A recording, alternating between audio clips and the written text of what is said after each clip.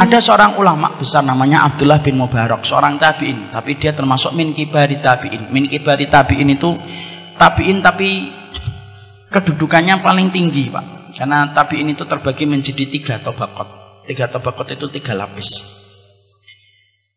Maka kemudian Abdullah bin Mubarak ini aktivitas hobinya, Pak, sukanya itu nemuin para sahabat. Karena Abdullah bin Mubarak tidak mampu bertemu dengan Rasulullah SAW. Ketika beliau banyak ketemu dengan para sahabat Nabi SAW, Abdullah bin Mubarak itu ditanya, Abdullah bin Mubarak, kamu ini menemui para sahabat Nabi, maka bagaimana para sahabat Nabi itu kalau membaca Al-Quran, dan apa surat yang paling banyak membuat para sahabat Nabi itu nangis? Abdullah bin Mubarak ditanya begitu. Abdullah bin Mubarak bisa bahasa Indonesia, Ustaz? Enggak, ini saya terjemahkan. Abdullah bin Mubarak lalu berkata, aku ini melazimi para sahabat satu persatu, dan aku perhatikan makannya, aku perhatikan taklimnya, aku perhatikan bagaimana sholatnya, dan aku pula perhatikan bagaimana para sahabat kalau membaca Quran.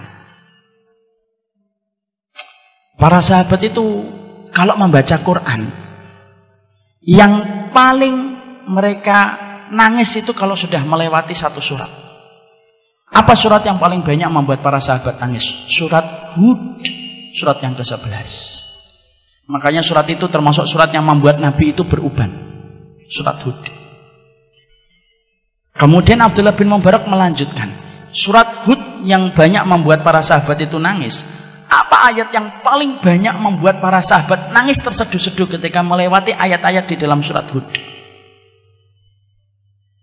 Dijawab oleh Abdullah bin Mubarak, ayat yang paling banyak membuat para sahabat itu nangis adalah ayat yang ke-15 dan 16. Apa ayatnya itu?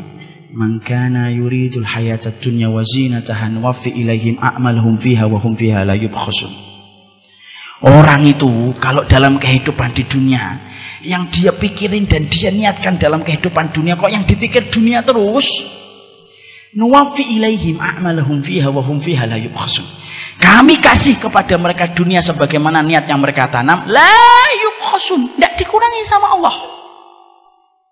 Orang kalau niatnya di dalam sholat, kok niatnya untuk dunia, dikasih dunia sama Allah sesuai niat yang dia tanam. Kalau ada orang kok dia sedekah, lalu sedekah itu niatnya untuk mendapatkan harta, mendapatkan mobil, mendapatkan rumah, hanya itu niatnya, Allah kasihkan rumah sebagaimana niat yang dia tanam. La yubkhasun, kata Allah, tidak dikurangi sama Allah. Tapi ingat, ayat ini tidak berdiri sendiri. Ada ayat yang ke-15, ada pula ayat yang ke-16. Apa ayat yang ke-16? Ulaika alladzina laisa lahum fil akhirati illan nar wa habita ma sana'u fiha wa batilum ma kanu ya'malun. Orang-orang yang semacam ini, kata Allah, maka bisa jadi nanti ketika di akhirat, ketika mereka di akhirat tidak mendapatkan apapun dari apa yang telah mereka lakukan di dunia, kecuali yang mereka dapatkan itu adalah neraka. Sia-sia apa yang mereka lakukan, batal atas apa yang mereka usahakan. Akhirnya di neraka tidak dapat apa-apa. Makanya sampai kita menjumpai sahabat Abdurrahman bin Auf. Sahabat Abdurrahman bin Auf itu kalau makan kurma agak besar, maka beliau itu nangis. Kalau ditanyakan kepada Abdurrahman bin Auf, mayubkika, yang membuatmu nangis itu apa wahai Abdurrahman bin Auf?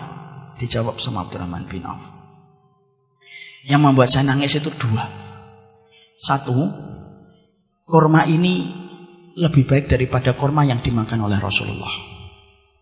Ikhwan, Rasulullah itu makan kurma adalah kurma rodi, kurma yang jelek. Kapan Rasulullah itu makan kurma agak bagusan dikit? Ketika habis memenangkan Khaybar. Memenangkan Khaybar itu habis Hudaybiyah, sebelum Fathu Mekah. 2 tahun lebih dikit sebelum kematian Rasulullah SAW. Itu agak bagusan dikit karena Khaybar itu subur. Khaybar itu tempat yang subur, ikhwan. Maka Abdurrahman bin Auf itu saya nangis karena ingat kurma yang dimakan Rasul dalam hidupnya. Yang kedua, yang membuat saya nangis itu, saya khawatir jangan-jangan kurma enak yang saya makan ini, jangan-jangan balasan atas kebaikan saya di dunia, lalu tidak ada lagi balasan untuk saya karena Allah sudah menyegerakan balasannya di dunia. Lah Abdurrahman bin Auf itu nangis, yang nanya nangis. Disebabkan ketakutan mereka, jangan-jangan amal mereka hanya diniatkan untuk dunia, sudah dibalas di dunia. Lalu ternyata tidak ada lagi balasan dalam kehidupan di akhirat. Dan itu yang kita khawatirkan. Makanya inilah yang menjadikan kita memahami betul. Urusan-urusan dunia itu jangan sampai menjadi niat kita beribadah. Dan maaf ikhwan, kalaupun antum beribadahnya sudah karena akhirat, Allah pasti akan mudahkan antum untuk mendapatkan dunia. Kenapa? Akhirat kalau sudah beres, apalagi cuma dunia. Karena akhirat itu harganya mahal dan tidak ternilai harganya. Apalagi dunia, semahal-mahal dunia itu masih bisa kesebut harga. Jadi kalau orang itu ibadahnya sudah karena akhirat, pasti Allah akan berikan kepadanya dunia, dimudahkan oleh Allah. Dan itu kecil bagi Allah. Makanya inilah yang menjadikan kita mikir, ya Allah, jangan-jangan kita itu selama ini ibadah, tapi cita rasanya cita rasa dunia. Sholat, rajin, tapi untuk dunia. Ya memang dapat. Tapi setelah dapat, tidak ada lagi balasan di akhirat, karena Allah sudah segerakan di dunia. Dan maaf, kalaupun kita tidak menjadikan niat ibadah kita untuk dunia, karena memang takdirnya kita dapat 5M itu datang. Tapi jangan niatkan ibadah itu untuk dunia, karena Allah itu zat pecemburu. Allah itu pecemburu kalau niat hatinya manusia itu sudah diniatkan untuk Allah, tapi dia bercabang dan berselingkuh. Dia niatkan untuk dunia. Allah kok disamakan dunia, padahal di hadapan Allah dunia itu sebagaimana sayap seekor nyamuk. Makanya kalau ada orang sudah meniatkan untuk dunia, ayat surat Hud yang tadi kita baca dalam 2 ayatnya, itu bisa mengenai kepada siapapun. Maaf ya, dakwah ketika jadi ustadz itu yang paling susah itu bukan menghafalkan ayat. Enggak. Bukan ketika menghafalkan hadis. Enggak. Dakwah itu yang paling berat itu apa? Bagaimana menjaga niat supaya terjaga hanya semata-mata karena Allah. Jadi kalau ada ustadz kok tiba-tiba pengen libur, antum harus paham. Mungkin ustadznya lagi susah jaga niatnya. Karena dakwah itu tidak segampang yang terlihat. Ada kesulitan menjaga niat. Ada proses yang berat bagaimana apa yang dari hati sampai ke hati. Ada konsekuensi atas apa yang telah terucap. Itu dakwah. Dan ternyata kalau salah, tergelincir dalam masalah niat, berabi, selesai. Ustadz, kenapa sih kita membicarakan niat itu sampai sedetail ini Ustadz? Loh, karena kita punya Allah yang paling detail ketika mengerti masalah niat. Kalau kita tidak punya Allah yang tidak detail melihat niat, mungkin kita tidak perlu membicarakan niat sampai sedetail ini. Tapi karena kita punya Allah yang dalam sujud kita, rukuk kita, Allah itu zat yang paling detail kalau sudah membicarakan tentang masalah hati dan niatnya. Makanya keplesetnya kita dalam niat itu lebih parah daripada keplesetnya kelamin. Keplesetnya kita dalam niat itu lebih parah daripada keplesetnya kaki kita. Dan itu yang kita khawatirkan. Cinta dunia itu yang pertama. Semua urusan-urusan ibadah pun akan dibawa untuk mendapatkan dunia. Sekolah yang harusnya untuk akhirat diniatkan untuk dapat dunia itu juga tidak boleh. Makanya kita akan dapetin ada satu hadis, man ta'allamal ilma yubtagha bihi wajhullah la yata'allamuhu illa liyusiba arada minad dunya lam yarihu ahyatal jannah. Ada orang kalau dia mencari dunianya, mencari ilmu diniatkan untuk dunia, dan harusnya ilmu yang dia cari itu diniatkan untuk mencari wajahnya Allah, kok dia niatkan untuk dunia, maka dia tidak akan mencium baunya surga. Saking dalamnya Allah membenamkan ia ke dalam pelukan api neraka. Makanya kalau kita tobat tuh jangan hanya tobat dari khamar. Kalau tobat itu bukan hanya tobat dari kita pernah bentak orang tua. Jangan itu saja. Tapi salah satu tobat kita adalah, ya Allah, kalau ada ibadah saya yang saya lakukan karena dunia, sadar atau tidak sadar, ampuni kami ya Allah. Allahumma inni a'udzubika an usyrika bika syai'an a'lamuhu wa astaghfiruka lima la a'lamuhu. Dan itulah yang pertama. Makanya orang kalau jatuh cinta sama dunia itu semuanya ditakar untuk dunia. Dan itu tidak betul. Ustadz, mungkin nanti ada yang bertanya. Nah, sebelum ada yang bertanya saya jawab duluan.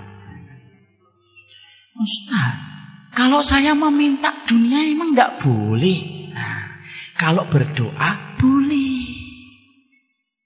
Karena kita kalau punya hajat, siapa yang kita minta kalau bukan Allah? Sampai urusan garam yang tumpah, minta gantinya sama Allah. Kalau doa minta dunia, boleh. Yang tidak boleh itu ketika kita meniatkan ibadah selain permintaan, tapi yang mendorong kita beribadah itu bukan karena Allah, tetapi karena untuk mendapatkan sekeping dari kenikmatan dunia. Ada bapak-bapak saya tanya, saya harus sholat duha Ustaz. Sholat duha itu sunnah Pak, tapi kalau bagi saya hampir-hampir mewajibkan. Loh kok gitu Pak? Iya, karena nanti dagangan saya jadi tidak ada apa-apanya kalau saya tidak sholat duha. Bingung saya. Padahal sholat duha itu kan untuk apa sih fungsinya sholat duha? Fungsinya sholat duha itu ngasih sedekah kepada 360 ruas tulang kita yang butuh disedekahin, dan sedekah itu dicukupi dengan kita sholat 2 rakaat. Makanya saya agak kurang sependapat. Kalau ada orang sholat duha, yang pernah saya jumpai itu, sholat duha itu menghadapnya ke Ka'bah, ke barat, ke kiblat, setelah itu ke kanan, kemudian ke belakang, kemudian ke sebelah kiri, balik lagi ke depan. Saya tanya, kenapa harus gitu? Untuk menjaring dunia dari 4 arah mata angin. Masya Allah. Bingung saya. Muter aja sekalian kalau kayak gitu. Padahal kan duha itu kan karena kita pengen ngasih sedekah sama ruas tulang kita. Makanya habis ini saya tidak ngerti Ustaz. Nah, moga-moga kita habis ini meminta ampunan kepada Allah. Dan doakan para ustadz yang ngajar antum adalah orang yang mereka terjaga niatnya. Dan itu yang pertama. Sampai di sini